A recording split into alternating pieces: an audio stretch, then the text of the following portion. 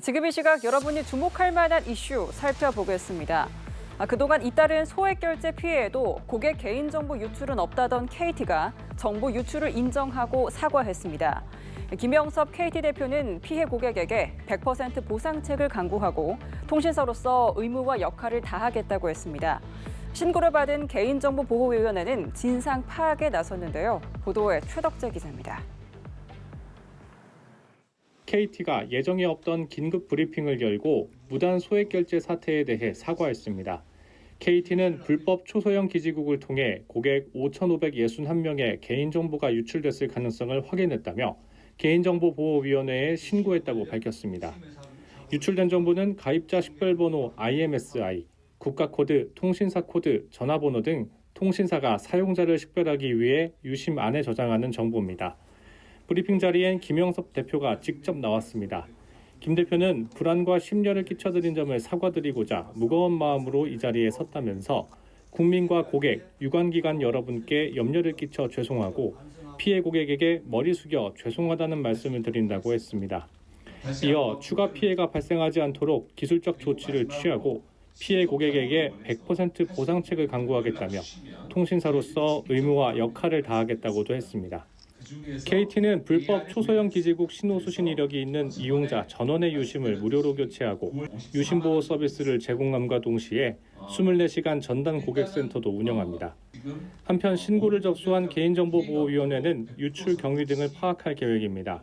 지금으로선 단정할 수 없지만 해커가 차량을 이용해 이동하며 범행을 시도했을 가능성도 제기되고 있습니다. 이재명 대통령도 추가 피해 방지에 적극 나서야 한다며 해킹 은폐나 축소 의혹을 분명히 밝혀 책임을 물을 것이라고 강조했습니다. 연합뉴스TV 최덕재입니다. 개인정보보호위원회는 KT로부터 접수된 개인정보 유출 신고와 관련해 자세한 유출 경위 등을 파악할 계획이라고 밝혔습니다. 앞서 KT는 무단 소액 결제 사건과 관련해 불법 초소형 기지국 접속으로 인해 알뜰폰을 포함한 이용자 5,561명의 가입자 식별 번호가 유출됐을 가능성을 확인했다며 신고했습니다.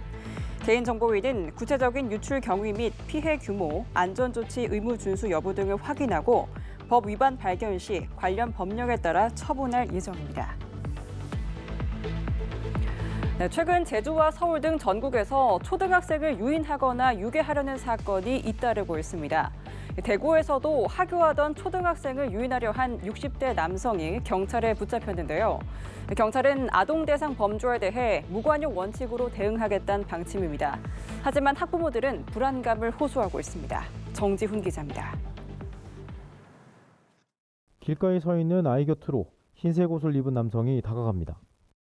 잠시 뒤 자신의 팔을 잡아 끌어 놀란 아이가 몸을 빼며 팔을 뿌리치자 유유히 벗어납니다. 이 남성은 짜장면을 먹으러 가자며 여학생을 유인하려 한 것으로 드러났습니다. 경찰은 CCTV 등 추적을 통해 피의자 60대 A씨를 특정하고 사건 발생 7시간여 만에 A씨의 주거지 주변에서 검거했습니다. 60대 남성이 어린이를 유인하려던 현장입니다. 이 남성은 바로 앞에 경찰 치안센터가 있었지만 범행을 시도했습니다. 경찰 조사에서 A씨는 성적인 의도는 없었다며 혐의를 부인했습니다. 수사팀은 A씨를 미성년자 유인 미수 혐의로 입건하고 정확한 범행 경위와 동기를 조사하고 있습니다. 경찰은 아동 대상 범죄에 대해 무관용 원칙으로 대응하겠다는 방침입니다.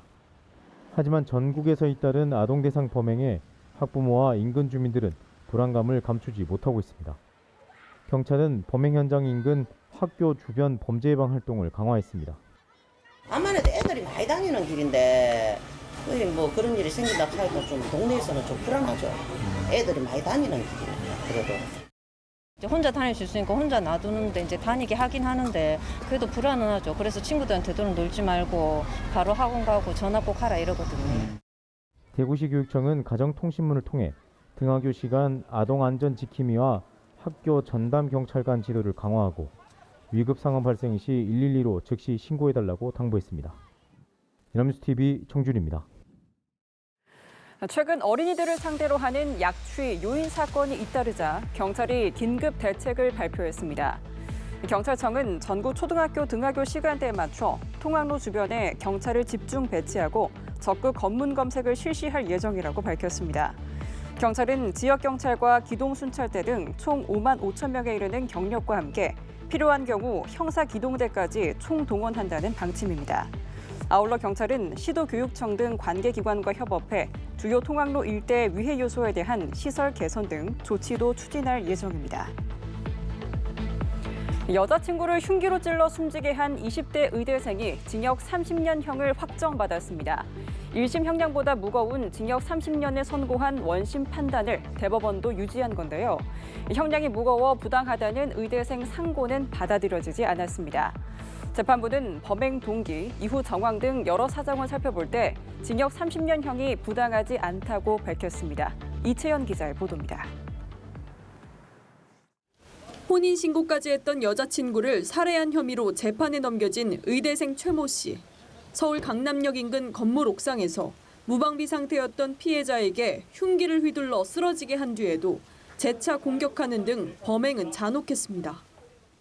유족에게 할 말 없으세요? 죄송합니다. 법원은 최 씨에게 중형을 선고했습니다. 살해의 고의가 뚜렷하고 확정적으로 보인다며 1심 재판부가 징역 26년을 선고했는데 항소심 재판부는 형이 가볍다며 징역 30년으로 형량을 늘렸습니다. 당시 재판부는 인간의 도리를 찾기 어렵다고 질타하며 다시 살인을 저지를 개연성도 있다고 강조했습니다. 최 씨는 이후 형이 무겁다며 상고했는데 대법원 판단은 원심과 같았습니다. 재판부는 나이와 범행 동기, 이후 정황 등 여러 사정을 살펴볼 때 징역 30년형이 부당하다고 할 수 없다고 밝혔습니다. 5년간 보호관찰 명령도 유지했습니다. 최 씨는 상고심에서 장기 기증서약을 내세워 형량을 줄여달라 요청한 사실이 알려지며 논란이 일기도 했습니다. 재판 과정에서 증인으로 출석해 엄벌을 탄원했던 유족들은 지난 6월 최 씨를 사체 손괴 혐의로 고소했는데 경찰은 현재 수사가 진행 중이라고 밝혔습니다. 연합뉴스TV 이채연입니다.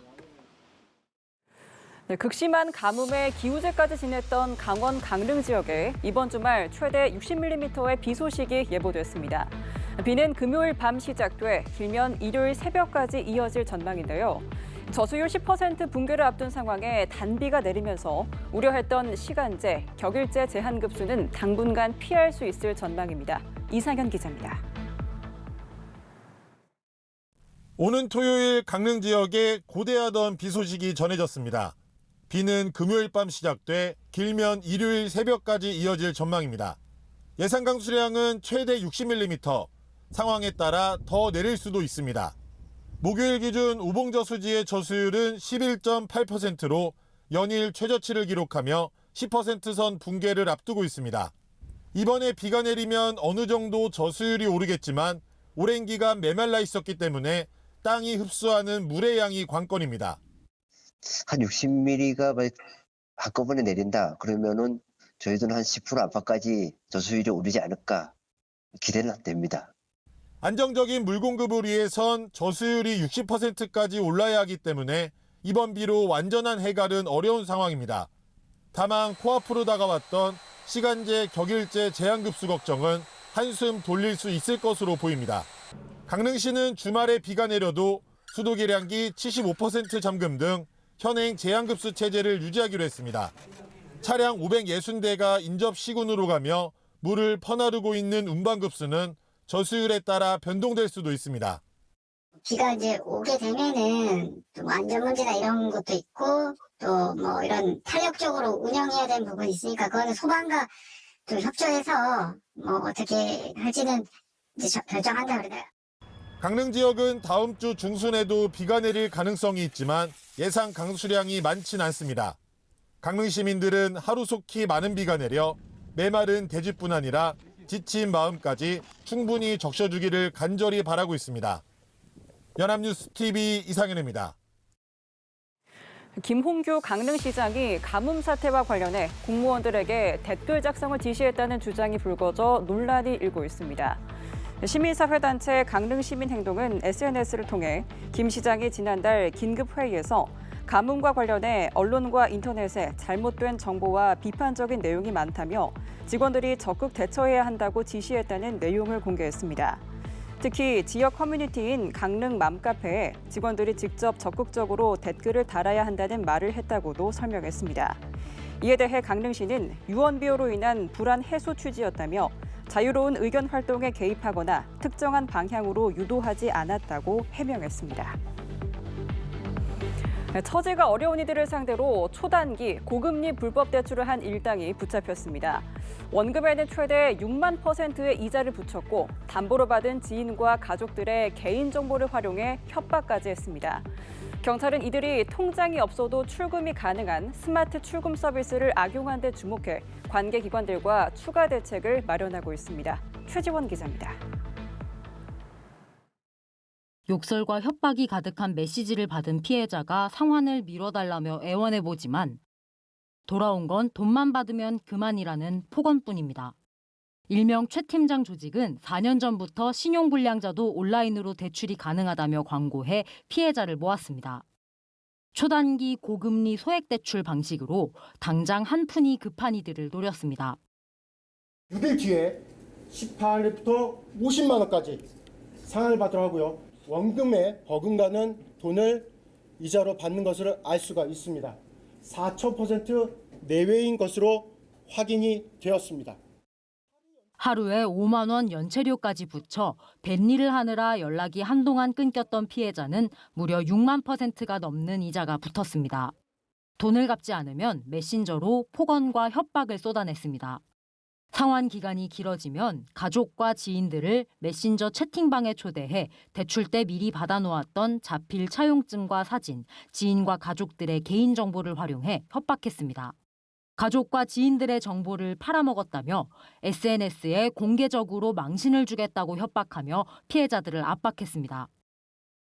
이들은 이렇게 피해자들의 차용증 셀카에 악질적인 멘트를 합성해 전단지를 만들어 뿌리려 하기도 했습니다. 경찰은 이들이 통장이 없어도 출금이 가능한 스마트 출금 서비스를 악용한 데 주목해 관계기관들과 함께 추가 대책을 마련하고 있습니다. 연합뉴스TV 최주원입니다.